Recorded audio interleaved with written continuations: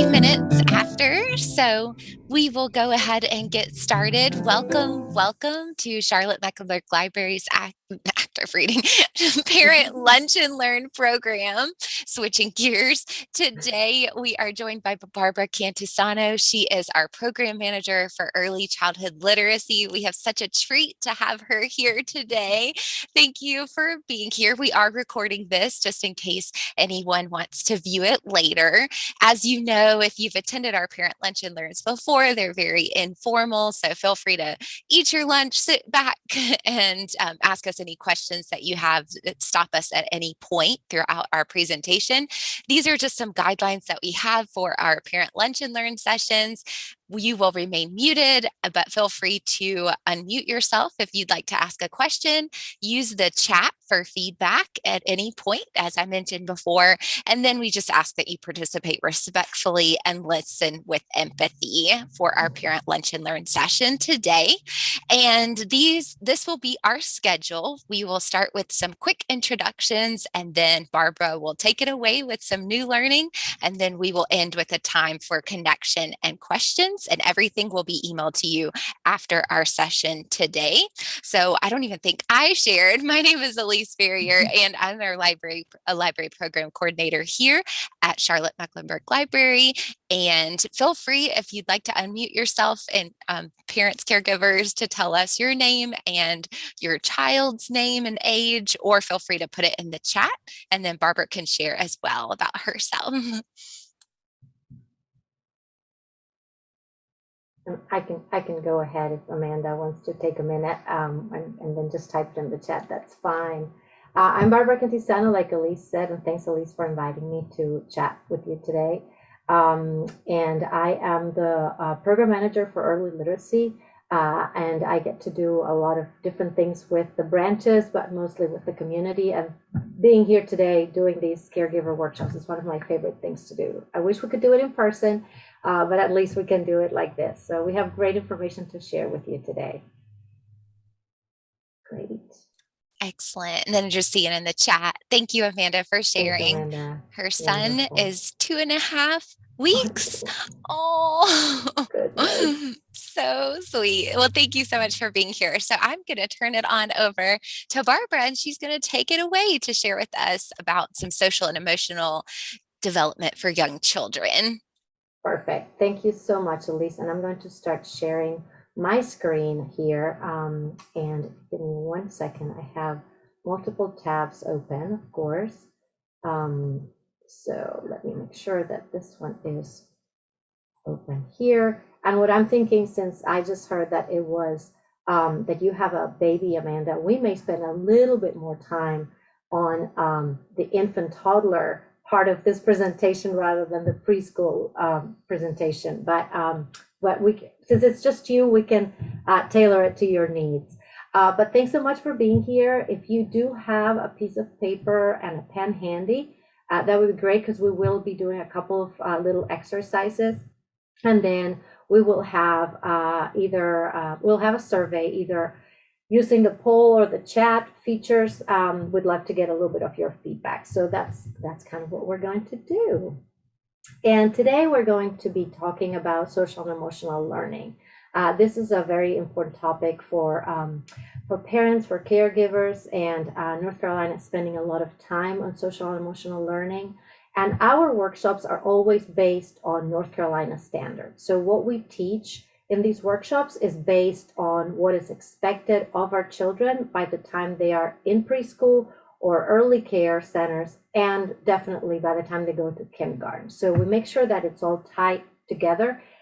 We even created these enhanced story times, and we trained all our librarians so that when they're doing story times, they're always linking it to those standards that North Carolina has for our children.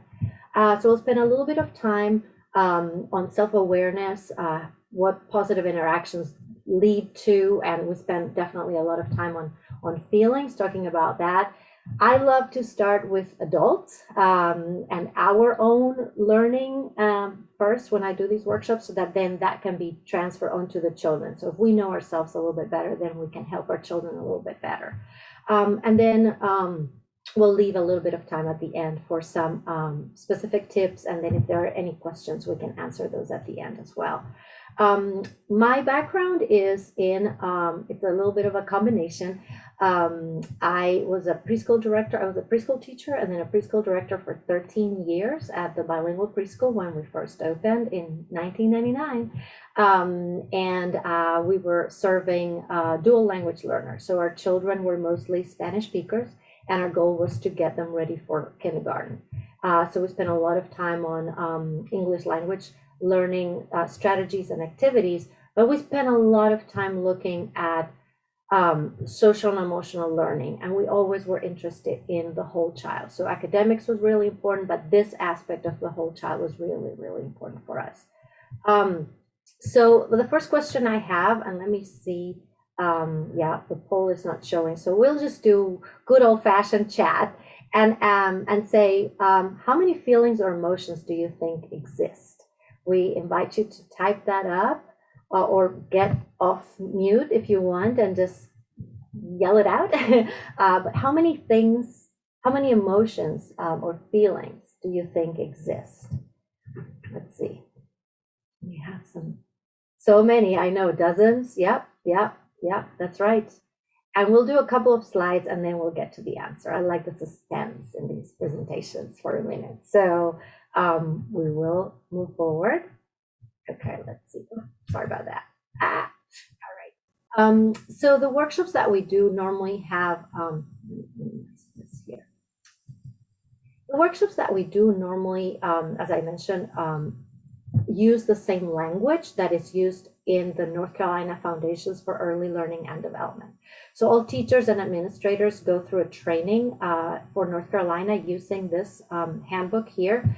And these are the domains that are discovered through the training. And then there's expectations for all these domains. So today we're spending our time on emotional and social development. We'll talk about developing a sense of self with others in relationship to others. And then also, how do we learn about these feelings and emotions? That I need to correct that, that's a mistake. But we have workshops in all of these topics. So these are, if other people are interested, we can always share those.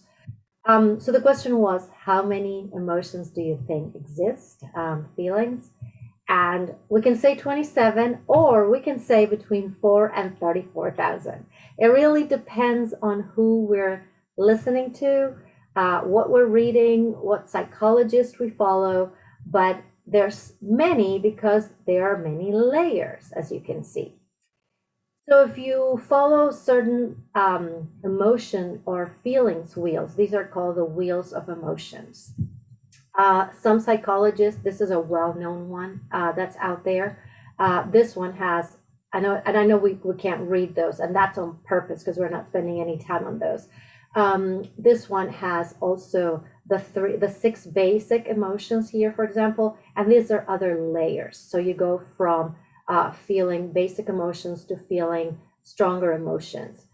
This one is very simple, and it's a simple graphic with 6 body movements, basically. And then the one I like is this one because it has these smiley faces that we sometimes see at the doctor. So when we take children to the doctor will have them point at how they're feeling so they can kind of make that connection to something they've seen before. And then as we progress out of here, we find more specific emotions. For little children, even the emotion disgust can be a little too much, but they can say, "Ooh, that's disgusting," right? They can relate it to something they don't like to eat. But as far as the other emotions, these are pretty basic, and most children can start relating to these and recognizing them. What we do agree on, it doesn't matter which life wheel you look at or which psychologist you like to follow, but we know that emotions are unconscious and instinctive, so they come with us. We have them embedded in our DNA, really. It's kind of at the cellular level, the molecular level. When it comes to feelings, those are more conscious. And it normally is the brain that is experiencing something, and then it sends a message to the body. So basically, the brain is interpreting the emotion and it's making it become a feeling. So it's really a mental experience, right? So it starts with, we have this emotion embedded. My feeling sees or perceives something. It triggers something in my body that turns it into a feeling. So that's what a feeling truly is. And I think we use these terms all the time, emotions and feelings interchangeably, and they're really pretty different. The other thing that we tend to agree on is that there's three levels. There's the basic, there's the secondary, and then the tertiary emotions. And the funny thing is with the third kind, the tertiary emotions, is that these are very molded by culture. And I don't mean, countries and languages and that type of thing, but really our environment and how we grew up. So those are the emotions that sometimes are really hard to interpret from one person to the next, because how I grew up is very different from how Elise grew up or how you, Amanda, grew up or growing up or grew up, right? So that's when a lot of misunderstandings and issues happen between or among people, because I think that we don't understand that emotion and that feeling because of how we were raised on our experiences. We filter through those experiences. And then the other thing is that when it comes to physical expressions of emotions, those can change too. There are some basic ones, like if you see me do this, you know what that is. That's pretty much universal. In any country we go to, that pretty much tends to feel to mean happiness, enjoyment, those types of positive emotions. If you see me do this, you know that I'm not that happy, right? I'm angry. I could be scared and it's showing as anger, but those are just some of the most universal emotions. So our body language, facial expressions, and our tone of voice, right? Sometimes we could be saying something positive, but if we're saying it in the wrong tone of voice, there's a lot of emotion and feeling behind it. And it can be the other way around as well. And what's to me really important is that there are health outcomes tied to feelings and emotions. If we spend too much time in a certain emotion, like for example, sadness, that can lead to depression. And that can lead to clinical depression, which ends up having to be treated, with antidepressants and things like that. So we go from something that could be, I just have the blues today, I just don't feel like getting out of bed, to something that can be a serious health issue. So emotions, the same thing. If we spend a lot of time in stressful situations with a lot of anger, we know that certain hormone levels go up. So if we spend a lot of time with cortisol in our bodies, for example, that can lead to really changes in our brain architecture, especially for children. So those things are really, really important. And the other thing that we tend to agree on is how these things get kind of come out, how these things are shown in people. I like to use this one on the right. It's I call it the feelings. Oh, there's a typo right there. Sorry about that. Whoop. Let me go back. Okay, that will get fixed. Sorry about that. But the way this functions normally is by starting with a situation. So something that's happening around me is going to trigger a thought. And that thought is going to go to my feelings. It's going to stir up a certain feeling about something in my life. And then that's how I show up with a specific behavior, right? So I'll use an example. I use the same one in all these workshops. So probably Elise has probably heard it before, so my apologies. But I'll use an example from last year. We got a little puppy last year, and we took him to the vet for his shots and things like that. His name is Bravo. And when we were there at the vet clinic, a delivery person came to drop off some lunch to the vets and the technicians at the clinic. And our puppy, 4-month-old puppy, all he wants to do is jump and play and, hey, I'm your friend, be my friend. Well, when he went to this delivery person, the delivery person kind of lost it and just got in her car and locked herself in there and looked at us like we were these irresponsible pet owners. And what are you doing? And my son had a really hard time interpreting that behavior. So what I told him was that I kind of tried to do this wheel, right? So I said, well, let's think about it for a minute. Even though Bravo is a 4-month-old puppy, she may have seen Bravo as a dog that would attack her. Maybe Bravo coming to her triggered a thought from when she was a little girl and she was bitten by a dog, right? So that thought made her feel scared, frustrated, angry. So there come the feelings. And that's why she locked herself up in the car and looked at us like we were irresponsible people and she wanted to chew our heads off, right? So you see the whole wheel, just how the whole thing is represented. If we use this process, we can understand our own feelings better. We can understand the feelings of everybody around them better, and especially our children, right? And our children are developing this process. So we have that advantage with us and for us to kind of help guide all those emotions and things that happen through that process. But that's just a simple way to share how that cycle goes. So what I'm going to try to do is I'm going to make sure I'm optimizing my video here and sharing my sound. And I hope that you can hear this. Let's see. Sometimes it works, sometimes it doesn't. And at least you can text me or put it in the chat maybe. Let's see. Can you hear that? So, Riley, how was the first day of school? Fine, I guess. Did you guys pick up on that? Sure did. Something's wrong. Signal the husband. Uh-oh, she's looking at us. What did she say? Oh, sorry, sir. No one was listening. Is it garbage night? We left the toilet seat up. What is it, woman? What? I'm joy. This is sadness. That's anger. What? This is disgust. And that's fear. We're Riley's emotions. These are Riley's memories. They're mostly happy, you'll notice, not to brag. I wanted to maybe hold the moment. What happened? Sadness? She did something to the memory. Is everything okay? I don't know. Take it back, Joy. Hey, Joy, no, let wait. go. The core memories. No, no, no, no. Can I say that curse word now?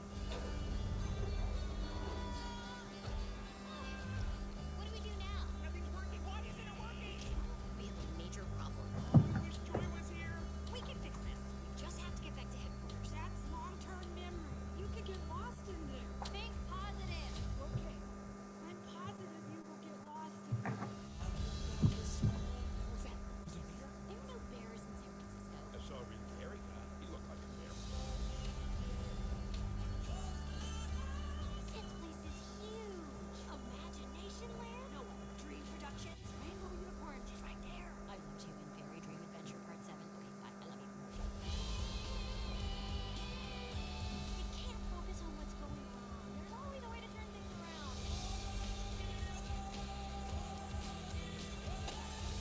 It's Broadway. Congratulations, San Francisco. Give Ron pizza.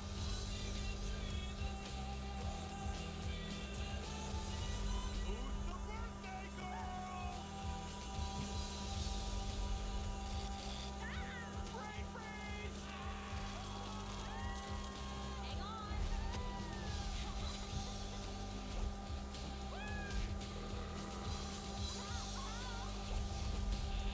Riley, here we come. All right. Thank you for letting me share that. I'm going to share now. Let me come out of that. Okay, perfect.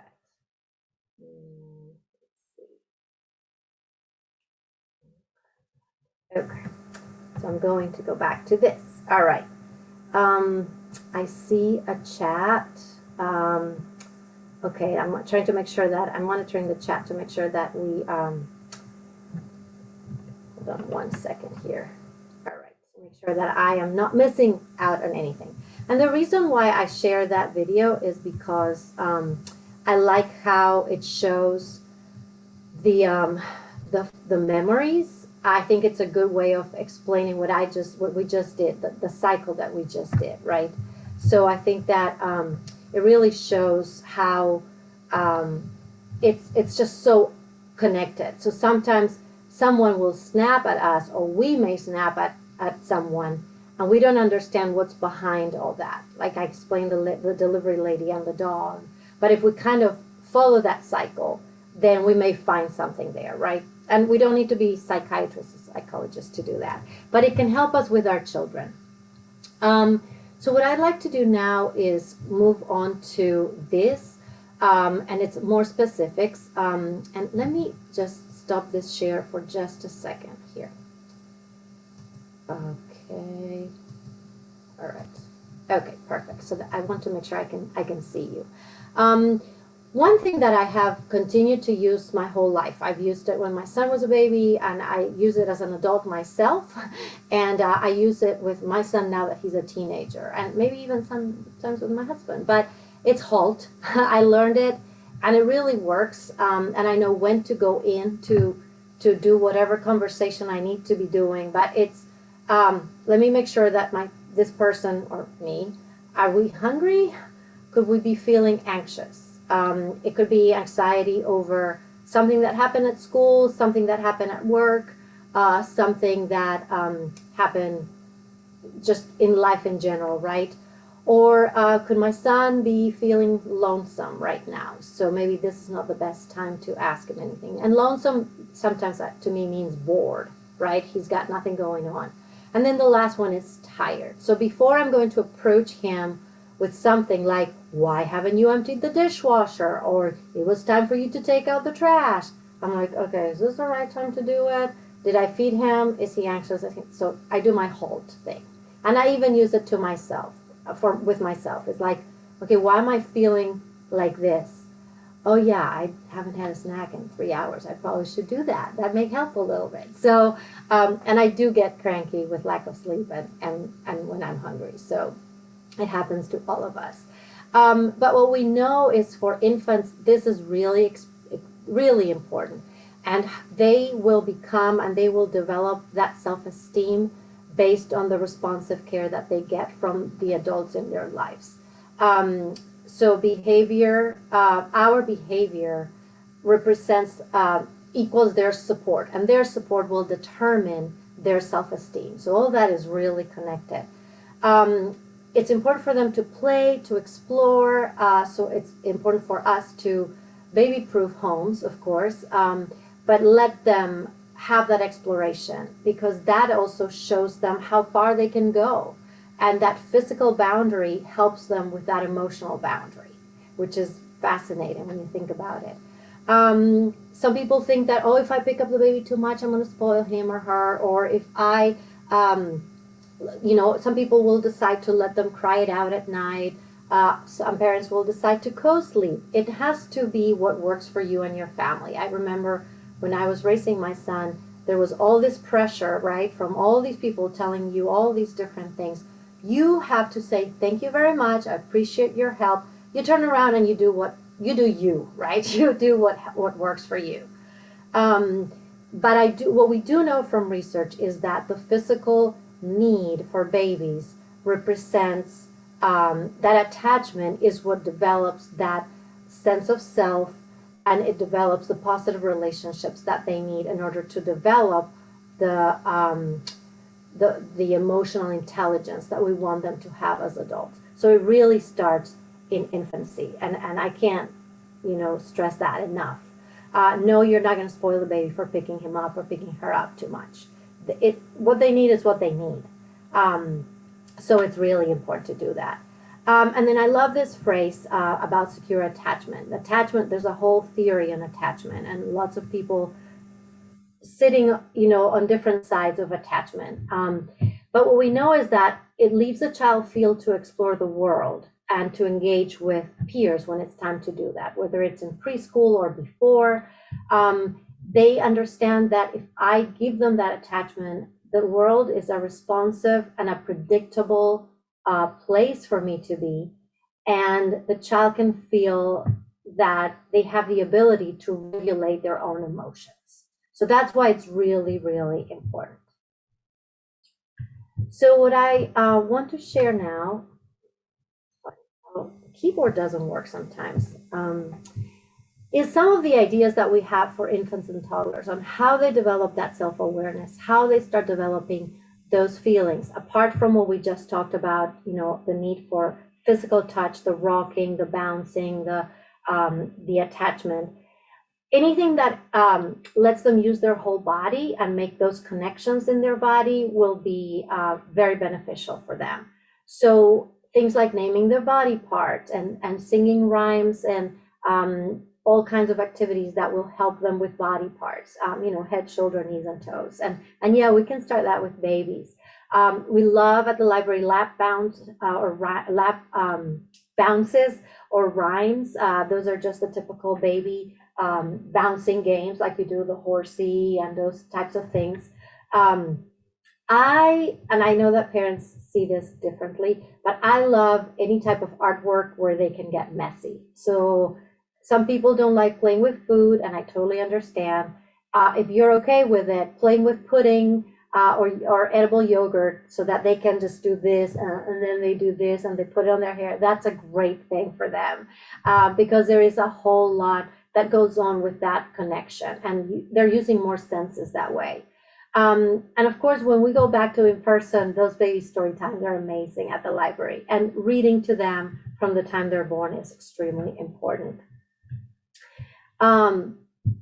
This one, I wanted to spend maybe 2 minutes on this exercise. I know we're almost reaching the time of finishing up with this formal part, but I would love to spend 2 minutes on this. So if you do have a piece of paper handy, I would like for you to write down maybe one emotion that you felt today. And only you will see this piece of paper. You don't have to share it with anybody. And then put a feeling to it. So where did you feel that emotion? Was it anger because somebody cut you off in traffic, or was it anxiety in your stomach because you were getting ready for a big meeting, or what was it? And then the third thing would be, how did you act? How did you react? So I'll just play a little background music. We'll spend 2 minutes and we'll go from there. Hopefully this is still connected.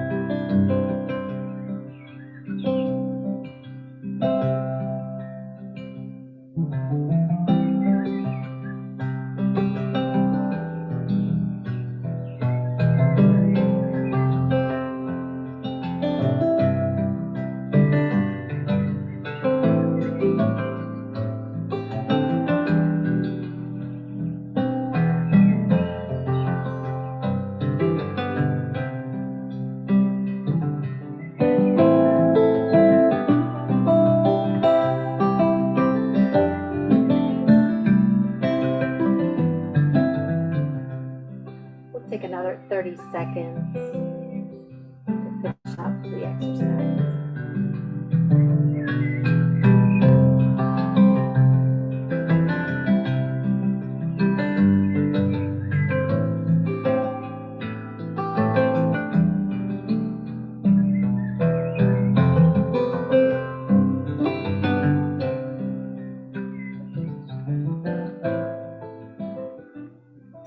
All right. Thank you for doing that. I hope that was helpful, because we don't always think of where we feel a certain emotion And I think it can help sometimes with physical ailments. And it's really good as an exercise if we do it as adults to help our children when they're feeling something. Where do you feel it? Where is the stress, or where is your anger? So it's important for us to know. Like, for example, I know when I'm nervous about presentations and things like that, I feel it right here, and then I end up with a headache because these muscles tense up so much. So different people feel it. Some people feel it in their stomachs. And this is a good practice. If you work with a stress coach, for example, they will ask you, where do you feel that? So it's always good to identify that thing. So we move on to now toddlers and preschoolers, and these are some of the characteristics of them. By the time they reach, by the time they're 3, 4 years old, of course, they love, they can become your best friend, the teacher's best friend. The interactive play and social skills are huge in this. They're always important, but they're really big to them here. And that's because they have more language and they have more body awareness, so they can interact more in social spaces. They're great at saying no. They can start showing a little bit of empathy, but that should come until much later, really. You can engage them into conflict resolution. They can be good at coming up with solutions to something that's happening, whether it's at home with siblings or in a classroom setting. And I want to caution people two things that we use a lot as adults. And one is sharing, and one is the word sorry. Sharing is not something that children develop until they're much older. Sometimes it doesn't get developed until first grade, kindergarten. So when we're making a 3-year-old share his train, we're really asking them, like, if you ask me to speak Chinese right now, I don't speak Chinese. I would not know. I have no skill in Chinese. I can't do it. That's kind of the same thing for a 3-year-old, to ask them to share. So it's not normal for a 3-year-old to share. And then the other caution is sorry. We tend to, my kid hits another kid, we tell him you're sorry. Oh my gosh, what did you do? I can't bring you to the playground. Blah, blah, blah.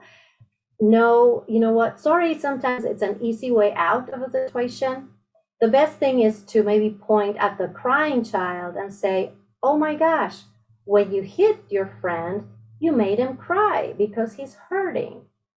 What do you think you can say? What do you think? And then they can come up with language that's a little bit more sophisticated than sorry. I think that we overuse sorry. We tend to force kids to say sorry, and it really doesn't do anything. It's, oh yeah, sorry, boom. They go around and keep playing with something else, right? So that's when you start developing that empathy. It's like, you have done this, and this child is crying. What can we do to make that situation better? They'll say, well, I won't do it again. I'm sorry, I won't do it again. So sorry should come with something else at the end. So let me share a couple more slides. We talked about this. And these are the different ideas that we have for children to develop their sense of self and start developing relationships. But we love found objects and just really using anything they can to do pretend play, imaginary play. That is huge because they can create situations in their heads. So it's kind of like a rehearsal for a true situation when it does happen. Anything that helps with awareness, with body awareness, will start developing their awareness of emotions. So anytime you do hand tracing, body tracing, then you have them point at their eyes, and where is your head? Let's draw some hair on your head. Those are great things. We love these little paper plate things that show different smiles, if you're angry, if you're happy, or if you're scared. And then anything that engages the full body. And these are, we developed this presentation during the pandemic when we were all stuck at home. So having balloons at home meant it didn't destroy the lamps, right? It wasn't the same as a ball. Same with tape. This is painter's tape, and you create a maze. So they're having to really navigate that space. And then this is a cube here that you can throw, and you can put any kinds of questions there, like I'm happy because this, I'm sad because this, and they can use it to name their emotions. And then a couple of things for imaginary play. I love playing, whether it's vet clinic or doctor, because then you can see the actual physical pain that the monkey has. Look at that. The monkey had to get a Band-Aid, right? What is the monkey feeling? It's hurting. You can actually project it onto something that's away from them. I love Play-Doh. Play-Doh is the most therapeutic thing I have ever used in a classroom. You can have a raging kid come into your classroom, you give them a tub of Play-Doh, and 15 minutes later, you can actually start having a conversation. That's been my experience. And then any type of social interaction, like a grocery store, or a bookstore, or a restaurant, anything that they can do where they have to have dialogue and navigate through situations. You can pretend to be a difficult customer at the store, and they have to serve you, so that will generate some language, and they're really helpful.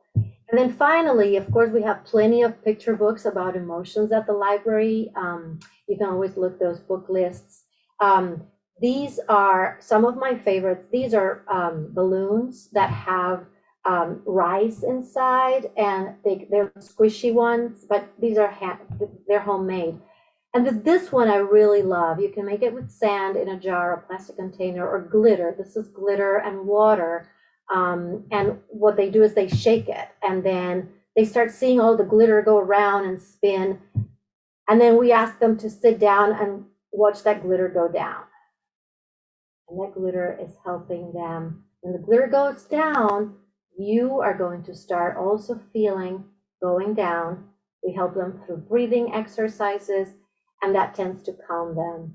And then they can start having a conversation about what happened. So these are some ways to regulate those emotions. A mindfulness exercise that is great for us adults, I think, and for children is it's the 5, 4, 3, 2, 1. Is name 5 things you can see, show me 4 things you can touch. What are 3 things you can hear? For this one, it's great because they have to be really quiet. So if they're having a tantrum, let's be quiet and see what we can hear. What are some 2 things you can smell? I don't smell anything. Okay, let's go find something to smell. And you can just take them around the house or the park or whatever. And then 1 thing you can taste. And if they've calmed down, maybe they get a lollipop. So that would be their thing they can taste. And if not, we can just start having conversations by then. So these are just some general things you will see. This is just an example, placeholder, but there are great things out there that show you different steps that you can do. I always like things that come in 5s, like the one I just shared you, the mindfulness one, and of things that we can do and how we can help our children. Why is this important? Because these are lifelong skills. Employers request emotional intelligence. I'm working on a head of school search right now. What's coming out of what the parents are saying right now is emotional intelligence. Someone that listens, someone that can relate and has empathy. That's what they want to see in a head of school. So that is really it. Our summary is that if we manage our own emotions, we can identify them, name them, and handle them. Then we know what that process feels like, and we can help our children. And we talked about lots of different strategies of things that we can be doing. And there's some out there, and I always like to leave a little bit of time to see if people have any questions, or if they have their own experience that they want to share. And this is a tough workshop. Most people don't want to share their own experience, but I'm open to hearing if anybody's interested.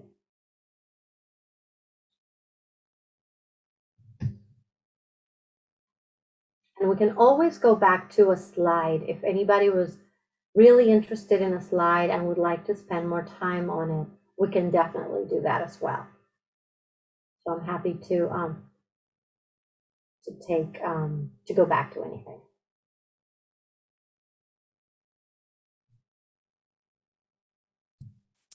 A question just came through in the chat. Do you recommend any particular books or other library resources for parents and caregivers to read more about this topic? Let me go back to, thanks for that question. Yeah, and I didn't see it, so thanks so much. There are multiple, let's see, it's not letting me. Okay, here we go. So let's see if this, yeah, this is going to go to our book list. If you go to our library, to our website, you will find these Bibliocommons. Oh, it's saying it's no longer available. You will find different Bibliocommons lists, and they will give you a lot of different books that you can use. That's an old link apparently, so you can look it up under emotions, or you can look it up under feelings, and it will show you the lists. And let me see which books we have listed there. One of my favorite ones, and I've used it for multiple things, is The Color Monster. I love The Color Monster because it talks about the different colors tied to an emotion. So being sad is blue, for example, right? Or being mad is gray, or being happy is red. So it's a really, really good book, The Color Monster. The Bad Seed here, oops, sorry, go back here. The Bad Seed is a good book too. It's a little bit more complicated, I think. I like it. I find it very funny, but I don't know how children react to it as much. But The Color Monster, I find it perfect for multiple ages. And then as far as adults go, we have so much. Any of the brain and emotion books that we have listed are really, really good. We have plenty of e-resources as well. And then for websites, I'm trying to think. I think PNC Grow Up Great has some good information. They do a lot of work with Sesame Workshop.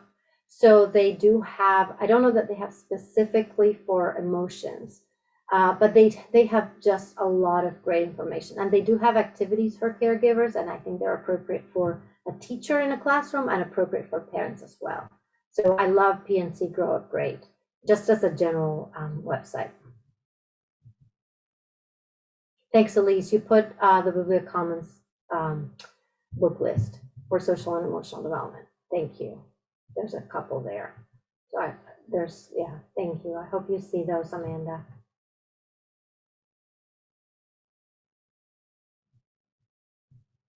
Perfect. Any other questions? Comments? Well, thank you so much, Barbara, for sharing all of this wonderful information. There's so much that I even want to go back and look at and take advantage of. So thank you so much for coming and sharing today. I'll be sure to share your slides out with everyone, and you can always contact Barbara or myself if you have any questions or want to learn more about the library. So thank you for coming today. Have a good day. Thank